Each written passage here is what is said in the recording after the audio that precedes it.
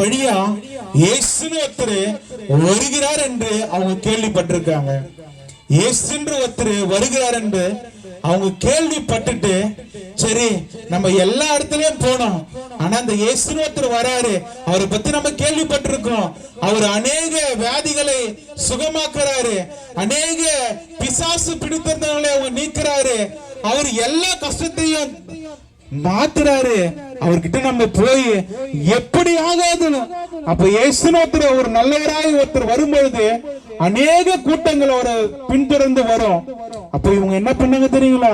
இயேசுன்னு ஒருத்தர் வராரு, அவங்களுடைய விசுவாசம் என்னென்னவோ பண்ணிட்டோம், இதையும் பண்ணி பார்த்துடலாம். அந்த இயேசுன்னு ஒருத்தர் வராரு, அவரை போயிட்டு அவருடைய வஸ்திரத்தின் ஓரத்துல ஒரு சின்னதா அப்படி தொட்டுட்டு வந்துடலாம் அப்படின்னு அவங்க நினைச்சு அவங்க அந்த கூட்டத்துக்குள்ள வராங்க.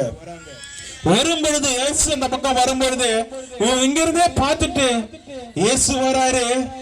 நிறைய கூட்டம், அவருக்கு முன்பதாகவும் பின்பதாகவும் அநேக கூட்டங்கள் வருது.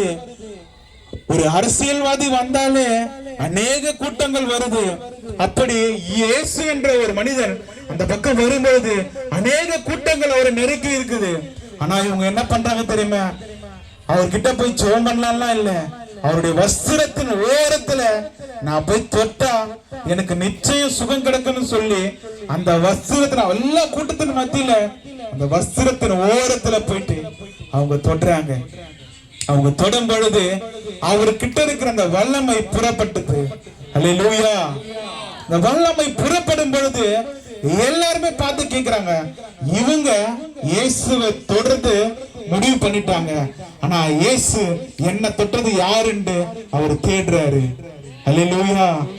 எனக்கு அருமையான சகோதரனே சகோதரியே, இயேசுவை நீ தொடலாம் என்று, இயேசுவை நீ பார்க்கலாம் என்று நீங்க அவரை பின்தொடர்ந்தீங்களா, அவர் நிச்சயமா எவ்வளவு கூட்டம் இருந்தாலும் பின்னாடி திரும்பி நீங்க யார் என்பதை அவர் பார்ப்பார். அல்லேலூயா.